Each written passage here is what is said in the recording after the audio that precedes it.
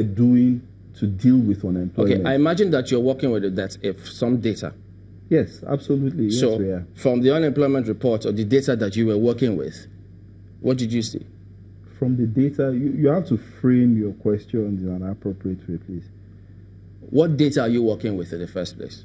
There's an NBS data. What did Chamberlain, let's be as objective as we can. And if you want me to state it for the umpteenth time, what I have said, before is that when you look at unemployment figures, what is the key thing that you say if there's an unemployment figure? What we are saying is that we have far more people. We're almost 200 million people in Nigeria. That's our population. And the median age is 17. So we have over 70% of our population as young people. Now, these are people who are in the productive stage of their lives. But what you have to look at is that in the economic space, what are the opportunities that are available for people to get into? And that's a structural issue. And that's why we are saying we have to address the issue of skills acquisition. So I'd like for us to discuss what the initiatives are that deals with skills acquisition and deals with the things that are structural. Now, we've had fault lines over years, fault lines that have developed over years. Well, because our universities are still training people in the manner that they've trained them for decades. Our universities, our secondary schools do not necessarily have vocational stuff. So we've got to look at those structural issues, which is what the next level strategy addresses. So what is the next strategy that the next level is going to do? And what are you targeting in terms of getting people hands-on, having something to do? Okay, so it's upskilling people. It's upskilling. So it cascades from what we have to do in education, right up to the universities, and right up to those who are already in the unemployment. People who are either underemployed, unemployed, or are in employment.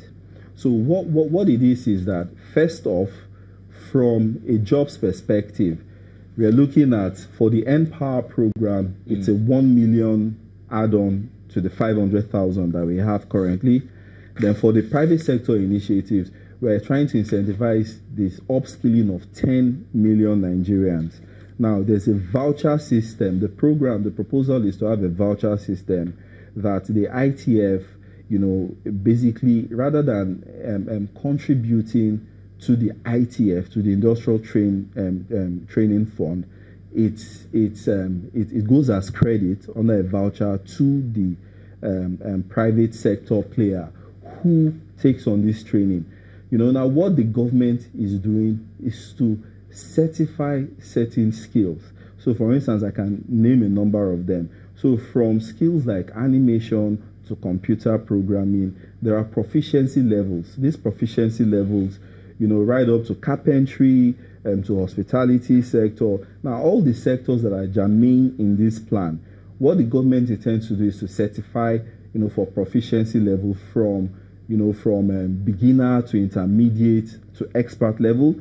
And for everyone who goes through this, there's some certification process, a national skills certification process that both private sector trainers, private sector operators, and governments, state governments and federal governments can get involved in, and ensure that we are actually training people for the world of work, and we don't have all these abstract concepts that we have in schools at the moment. And if you permit me to just talk about education, now there's a big and ambitious plan in education. What education seeks to do, what it's called an Every Child Counts. The policy is called Every Child Counts. Now, what it does is that it takes primary school and secondary school. There are three fundamental things that will happen in these two arenas. First is that there's going to be a focus on science, technology, engineering, mathematics, and what will happen is that we are going to be utilizing robotics, coding, design thinking, animation, and as functional tools. How many schools were you targeting? So we're What's looking target? at What's the end result? 10,000 schools per year. So it might interest you to know that we have 54,000 primary schools. So to what end? What's the ultimate target? So the ultimate target is that every year we are going to remodel 10,000 schools. Are you going? And we are going to retrain all the teachers in primary schools and secondary schools. You're going to remodel 10,000 schools. Yes. Now you just talked about coding, robotics, and all of that. You're Yes. going to introduce. Would that entail a reworking of the curriculum? Absolutely. So that's already in works. So we have a curriculum development that's been happening, and it's been happening with industry players such as Cisco, Oracle, and the MIT Massachusetts. But it's not being used already. No, so you have to develop the curriculum first. Now, what that phase does is that it reinterprets and applies the curriculum.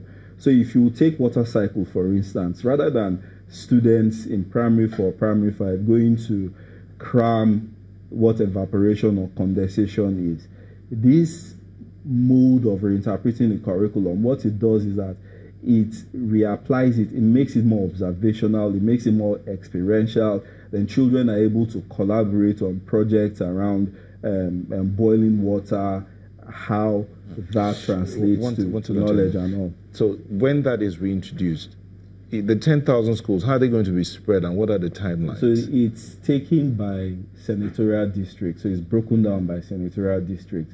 So it will be an even share. And we're also working, so at the NEC level, that's the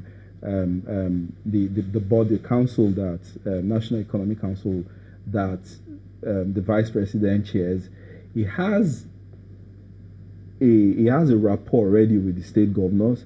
Now the idea is that we incentivize states to, with the UBEC fund that exists already, that most of them cannot access because there's a counterpart demand on their side. So we incentivize states to ensure that the infrastructure in those schools get priority.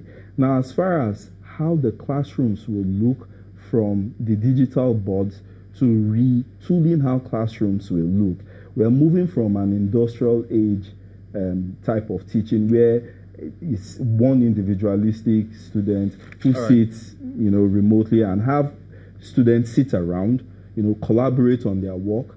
We have computers in classroom. The classrooms become a laboratory. The incentive you keep talking about, you're incentivizing the states. Yes. In what way? Okay, now you incentivize the state in two What are you going to use to fundamental incentivize ways. them? Yes. What you do is this. We have now the UBEC fund, as you know, it sits at the federal level, and the UBEC, then there's a SUBEB at the state level. Now, are states accessing the UBEC funds? Yes, so many states, Bauchi, a few states have been able to access. But many have not been able to access. Yes, and that's because they have not met their own part of the bargain. So doesn't that mean there's a challenge with the funds? No. Now, the question is not the challenge with the funds. The structure. The question really is, policy that brings everyone around the table. Isn't that what you should address first? So that's what this policy does. So that's what we know. This policy is not working remotely. It's working with the states, is working with the NERDC. So you're saying it's working with UBEC.